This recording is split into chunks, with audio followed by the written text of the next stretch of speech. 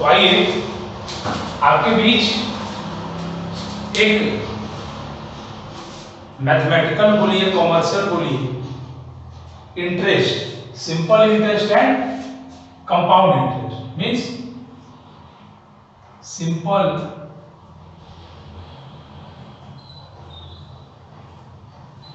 Interest and compound interest. ठीक, तो simple interest means क्या होता है और कंपाउंड इंटरेस्ट मीन्स क्या होता है। तो पहले हम सिंपल इंटरेस्ट को लेकर चलेंगे। सिंपल, देखिए सिंपल इंटरेस्ट का मतलब ये होता है कि जो भी हम पैसा बैंक में जमा किए हैं या जो भी प्रिंसिपल अमाउंट बैंक में जमा किए हैं उस पे वो परसेंट मुझे हर साल मिलती जाएगी। मीन्स देखिए जैसे सिंपल इंटरेस्ट, अगर हम प्रिंसिपल अमाउंट अगर 1 lakh at the rate of 10% per annum, तो अब देखिए प्रिंसिपल अमाउंट 1 लाख है और 10% पर एनम मेरा इंटरेस्ट रेट है, ये इंटरेस्ट रेट है। तो अब समझिएगा 10% अगर हम 1 लाख का निकालेंगे तो मुझे 10,000 मिलेगा। तो यही अमाउंट एक साल मिलेगा, दूसरा साल में 10,000 मिलेगा, तीसरा हजार में 10,000 मिलेगा। मीन्स ये दर्शाता है कि आप जो पैसा बैंक में जमा किए हैं 1 लाख, या तो ये 10,000 आप निकाल लेते हैं या तो ये निकल जाता है, विड्रॉ हो जाता है, और या तो ये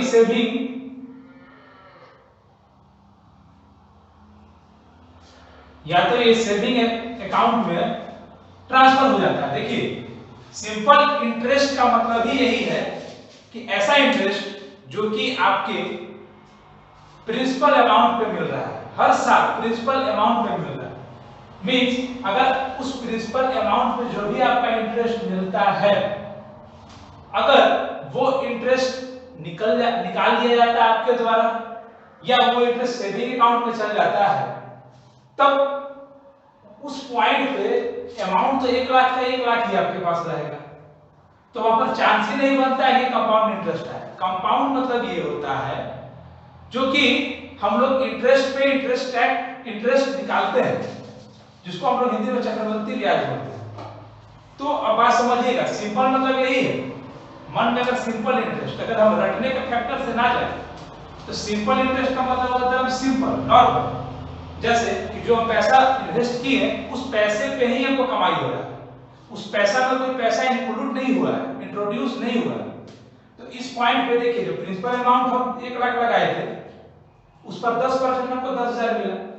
अगर हम इसको विड्रॉ कर लेते हैं तो खत्म हो जाता है, अगर ये सेविंग में अकाउंट में चला जाता है तो भी खत्म हो जाता है। तो मेरे पास सिर्फ 1 लाख ही बचता है। जाहिर सी बात है बैंक में बोलेगी भाई आपके पास 1 ही लाख है तो 1 लाख पे ही देंगे। तब 1 लाख में जब हमको इंटरेस्ट मिलते जाएगा हर साल तो मेरा सिंपल में आएगा। अच्छा अब बात यही कंपाउंड का करते हैं, लेकिन इससे पहले हम सिंपल इंटरेस्ट निकालने का एक तरीका, एक शॉर्टकट तरीका या फॉर्मूला जो बोल लीजिए, जैसे हम लोग लिखते हैं principal into rate of interest into time period divided by 100। Means जो भी प्रिंसिपल जो भी आप पैसा लगाए हैं उसका अमाउंट इस पॉइंट पे होगा, जो भी आपका रेट मिल रहा है रेट ऑफ इंटरेस्ट 10% भी हो सकता है, 11, 12, 13, 14 कुछ भी हो सकता है, वो इस पॉइंट पे होगा। और टाइम पीरियड कितने साल, 1 साल का निकालना है, 2 साल का निकालना है, 3 साल का निकालना है, 4 साल का निकालना है, वो टाइम पीरियड यहाँ है। अब बात आता है कि 100 हुआ, रेट ऑफ इंटरेस्ट का जो परसेंटेज होता है वो 100 यहाँ नीचे आ गया। ठीक, अब देखिए ये सिंपल इंटरेस्ट का मैं आपको व्याख्यान सिस्टम बता दिया। अब मैं इसको कंपाउंड इंटरेस्ट का बताने जा रहा हूं। देखिए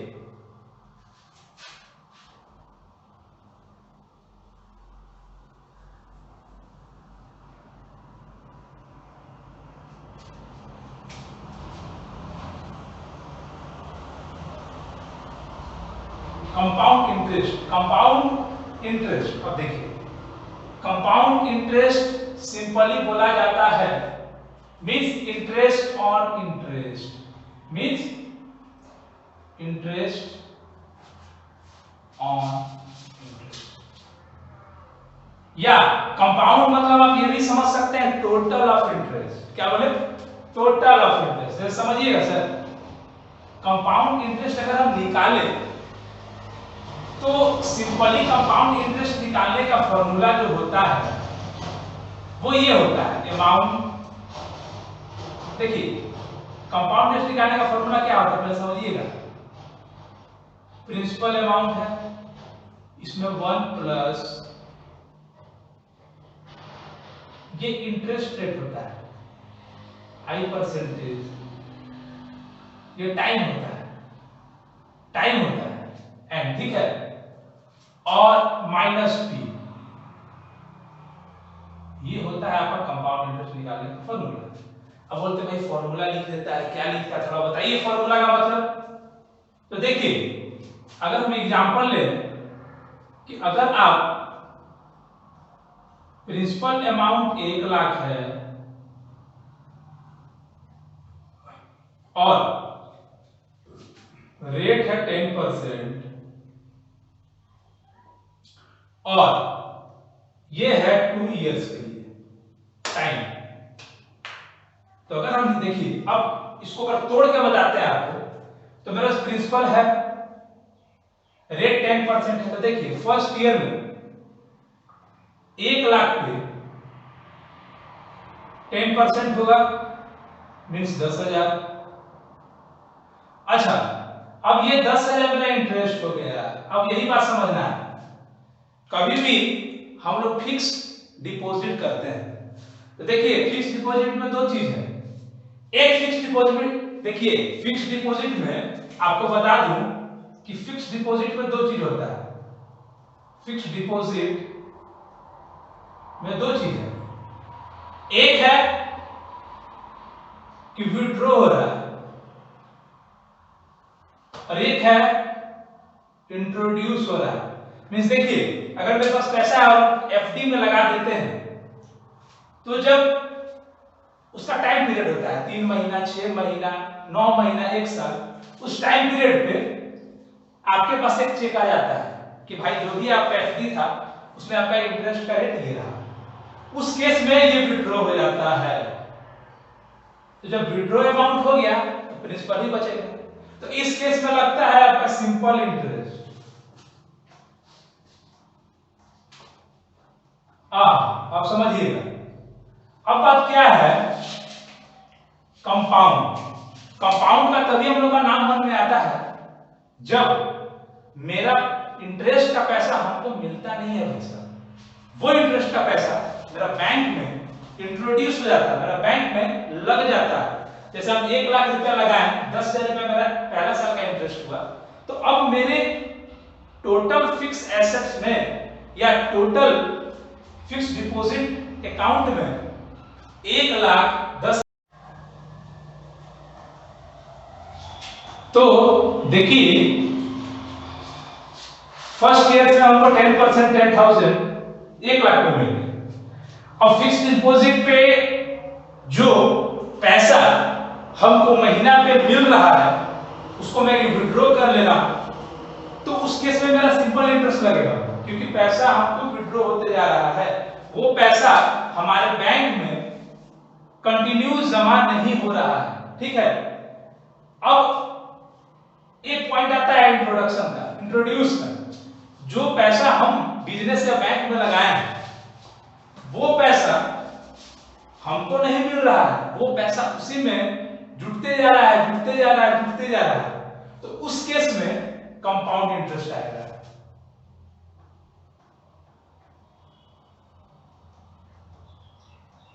क्योंकि अगर वहां पर निकलते जाता तो फिर सिंपल इंटरेस्ट निकाल करके काम कर देते। लेकिन जहां तक बात है इंट्रोड्यूस, जब इंट्रोड्यूस होता है तो वहां पर इंटरेस्ट भी प्रिंसिपल अमाउंट में जुड़ करके वो अमाउंट बनता है, तो फिर इंटरेस्ट का भी इंटरेस्ट होने लगता है। इसीलिए वो कंपाउंड पढ़ देने लगा। कंपाउंड का मतलब ये हुआ total of interest, sum of all interest. तो अब देखिए यहाँ जो एग्जाम्पल लिया था 10,000 जो मेरा इंटरेस्ट अमाउंट आ गया, ये जो मेरा इंटरेस्ट अमाउंट आया 10,000। अब ये सेकेंड ईयर में 1 लाख में ये 10,000 टूट जाएगा, 1 लाख में 10,000। तो अब मेरे पास ये फिक्स डिपॉजिट अकाउंट में मेरा 1,10,000 रुपया हो जाएगा।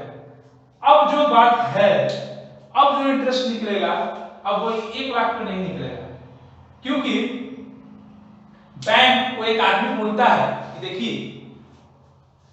उसमें भी 1 लाख जमा है और इसमें भी 1 लाख जमा है, लेकिन सिंपल इंटरेस्ट का केस में 1 लाख जमा था तो उसमें हमको पैसा मिल जाता था, हम ले लेते थे। लेकिन इस केस में तो भाई हम लिए नहीं, तो क्या आप जो मेरा पैसा पीरियड ऑफ टाइम यूज कर रहे हैं और मेरा जो पीरियड ऑफ टाइम लूज हो रहा है उसके लिए हमको कुछ कंपनसेशन चाहिए।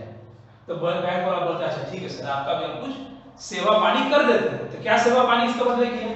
बोलता है कि सुनिए 1 लाख पे तो आपको हम 10,000 देंगे,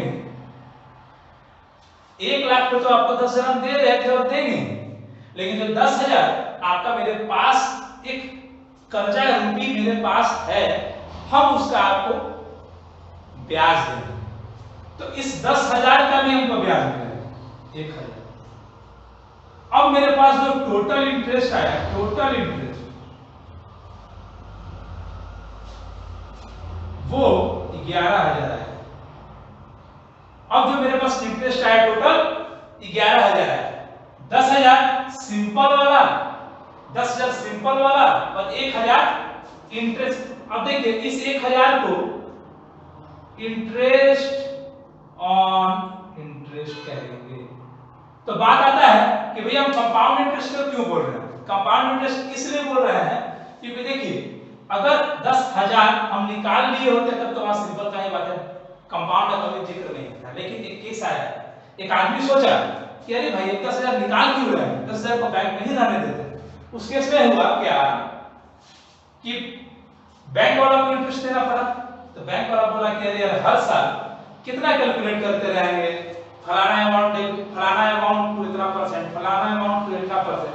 तो एक वो लोग शॉर्ट निष्कर्ष निकाले, जो निष्कर्ष आपके बीच यहाँ है। अब देखिए, अब आप अगर यहाँ पर इंटरेस्ट निकालेंगे तो यहाँ पर 11,000 है, देखिए 11,000 इंटरेस्ट है, इस पे 10,000 और इस पे 1,000।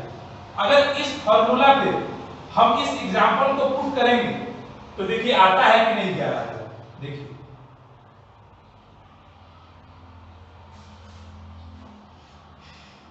देखिए हमको 11,000 लाना है, हमको 11,000 आंसर लाना है। तो अब प्रिंसिपल है 1 लाख 1 प्लस 10%, तो 10% को हम इसमें तोड़ेंगे तो इसको 0.1 लिख सकते हैं, क्योंकि ये कट जाएगा 0.1, ठीक है। 0.1 के स्क्वायर 1 लाख 1.1 का स्क्वायर। अब 1.1 का स्क्वायर हो जाएगा 1 लाख 1.21, तो ये हो जाएगा आपका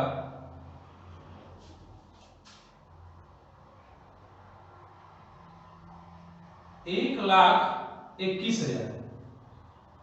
तो देखिए ये 11,000 ये सेकेंड ईयर का था, ये जो आंसर लिखे इसमें 10,000 और जोड़ लीजिएगा 21,000, क्योंकि 10,000 मेरा फर्स्ट ईयर और ये सेकेंड ईयर, ये फर्स्ट ईयर का 10,000 हुआ, ये सेकेंड ईयर का हुआ। तो देखिए यहां पर मेरा ये अमाउंट निकल गया है, इसको बोलेंगे अमाउंट। अब जब इस अमाउंट से हम प्रिंसिपल वैल्यू को हटा देंगे तो इस अमाउंट से जब हम प्रिंसिपल वैल्यू को हटा देंगे तो मेरा ये 2 इयर्स का इंटरेस्ट, तो देखिए अमाउंट हो गया 21, प्रिंसिपल वैल्यू हो गया आपका 1 लाख। तो मेरा यहाँ 1,21,000 सॉरी 21,000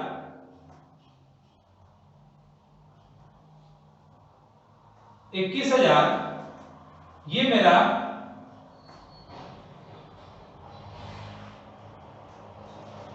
कंपाउंड इंटरेस्ट आ गया।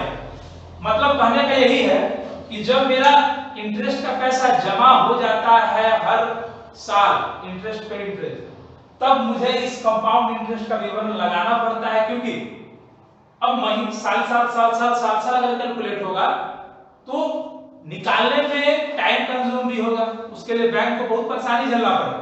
इसलिए एक फॉर्मूला निकल करके हम एक शॉर्ट संक्षिप्त कर लिए कि इस पे अगर हम वो वैल्यू को डायरेक्ट डालेंगे तो हमारा ये पॉइंट आ जाएगा।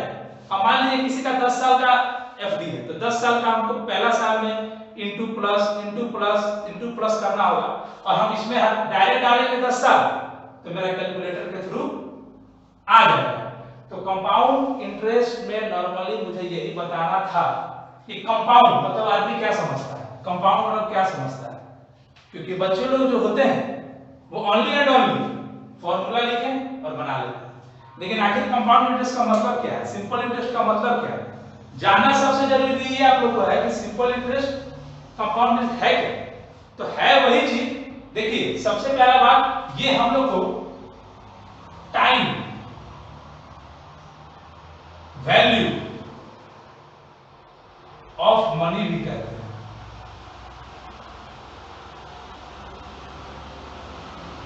इसको हम लोग टाइम वैल्यू ऑफ मनी भी कहते हैं। मींस जो भी हमारा अमाउंट, क्योंकि देखिए मनी का, तो देखिए जैसा कि हम बता रहे हैं सिंपल इंटरेस्ट और कंपाउंड इंटरेस्ट के बारे में आपको, कि इसको हम लोग टाइम वैल्यू ऑफ मनी भी कहते हैं, कि जो भी भाई हमारा पैसा दिन प्रतिदिन डिवैल्यू होता है, पैसा का वैल्यू दिन प्रतिदिन गिरता है। इसलिए आप गौर किए होंगे कि जो सामान आज आप 5 रुपया में खरीद रहे हैं, वो सामान का दाम आगे चलकर 10 रुपया हो जाता है, 15 रुपया हो जाता है। देखिए तो जो भी simple interest and compound interest, जब सिंपल इंटरेस्ट जहां इंड होता है वहां कंपाउंड इंटरेस्ट आ जाता है। मींस जहां जो भी हम लोग का पैसा में डिवैल्यू होता है उसको कंपनसेट करने के लिए हमारा इंटरेस्ट का पैदा होता है। जो हम लोग का डिवैल्यू होता है, मनी में जो भी डिवैल्यूएशन होता है, मनी में जो भी डिवैल्यूएशन होता है, मनी में जो भी डिवैल्यूएशन होता है, मनी में जो भी डिवैल्यूएशन होता है उसको कंपनसेट करने के लिए इंटरेस्ट का बॉन्ड हुआ। जो भी मनी में डिवैल्यूएशन हुआ उसको कंपनसेट करने के लिए हमारे पास इंटरेस्ट आया, और नहीं तो इंटरेस्ट नहीं आता। तो पैसा का वैल्यू नहीं घटता तो इंटरेस्ट का कॉन्सेप्ट आता ही नहीं। इसीलिए मेरा मूल्य मंत्र बताना यही था, मूल्य मतलब बताना यही था कि आप जो भी सिंपल इंटरेस्ट और कंपाउंड इंटरेस्ट के बारे में जानते हैं वो फॉर्मूला बेसिस के मैटर पे ही ज्यादा अधिकतर होता है। तो मुझे फॉर्मूला से हट करके बताना होगा कि कंपाउंड और सिंपल का मेन निष्कर्ष क्या होता है, और कंपाउंड कब लगता है और सिंपल कब लगता है। सिंपल समझ में आ गया होगा।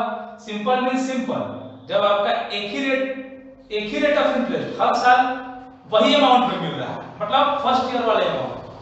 और कंपाउंड मींस हर साल एक नया प्रिंसिपल बनता है जिसमें हर साल इंटरेस्ट जुड़ता है। अच्छा, और एक बात और ध्यान में रखिएगा, हमारा जो कंपाउंड इंटरेस्ट निकलता है ना, तो कंपाउंड इंटरेस्ट प्रिंसिपल के साथ इंटरेस्ट जुड़ता है और ये मेरा अमाउंट बनता है, ये मेरा अमाउंट बनता है। और फिर ये अमाउंट सेकेंड ईयर का प्रिंसिपल बन जाता है। देखिए प्रिंसिपल के साथ इंटरेस्ट जुड़ा तो अमाउंट आ गया, और फिर ये अमाउंट अगले साल का प्रिंसिपल बन जाता है। फिर ये नॉर्मल यहां पर भी सिंपल इंटरेस्ट लगता है, बात समझिएगा। तो हर साल सिंपल ही इंटरेस्ट लग रहा है, लेकिन स्पेशली सिंपल इंटरेस्ट का मतलब क्या होता है कि जो हमारा फर्स्ट ईयर का अमाउंट पे मींस एक ही वैल्यू पे जो हमारा हर साल इंटरेस्ट मिले।